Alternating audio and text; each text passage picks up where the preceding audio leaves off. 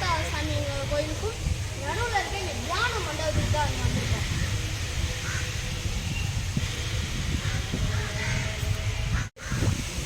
நம்ம இங்கே இந்த தியான மண்டபத்துக்கு வந்தப்ப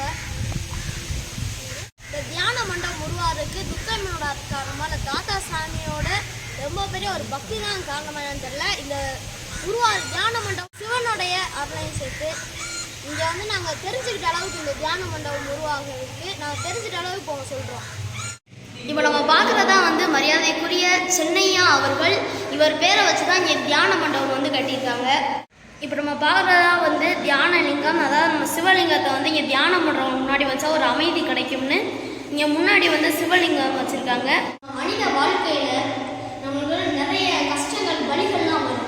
ஆனால் அந்த வலிகளோட நம்மளுடைய மனித வாழ்க்கையில் நிறைய வெற்றிகள் தோல்விகள் வரும். வெற்றிகள் நிறைய சந்தோஷத்தை கொடுத்தாலும் தோல்விகள் நிறைய வலிகளையும் தரும். ஆனால் அந்த வலிகள்லாம் நிறைய வலிமையும் தரும். அந்த வலிமை நம்ம வெற்றி அடைவதற்கு நிறைய வழிகளை தரும். அந்த வழிகள் மூலமாக மரியாதைக்குரிய திரு சென்னையா அவர்கள் சென்னைக்கு குடிபெயர்ந்திருக்கிறார்.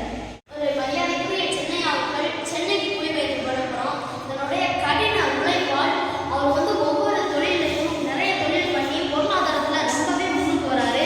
தான் மட்டும் முன்னுக்கு வந்தால் பத்தாது, தன் சமுதாயமும் முன்னுக்கு வரணும் என்று நினைச்சு வீரபாண்டிய கட்டபொம்மன் தோக்குலவார் சமுதாய நலச்சங்கத்தை வந்து உருவாக்குனாரு. அந்த சங்கத்தின் மூலமா வீரபாண்டிய கட்டபொம்மன் அறக்கட்டளையும் உருவாக்குனாரு.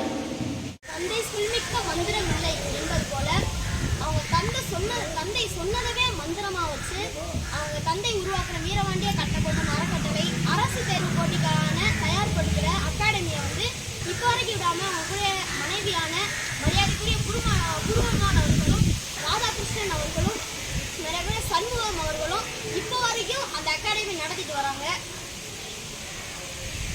மூலமா வந்து நிறைய மாணவர்கள் வந்து நிறைய விதத்துல பயன் அடைஞ்சிருந்தாலும் ஆனால் வந்து தந்தை ஞாபகார்த்தமாக வந்து நம்ம என்ன பண்ணலாம் அப்படின்னு யோசிக்கிற பார்த்தா அவங்களுடைய சொந்த ஒரு ஆனமலாமெட்டில் வந்து இங்கே ஒரு தந்தை பேரில் வந்து தியான மண்டபம் ஓப்பன் பண்ணலாம். இங்கே ஒரு தியான மண்டபத்தை கட்டியிருக்காங்க. தியான மண்டபம் இங்கே வந்து தியான மண்டபங்களுக்கு முழுமையாக சிவனோட அருளை கொடுத்து மனதை ஒருமுகப்படுத்துறதுக்கு ரொம்பவே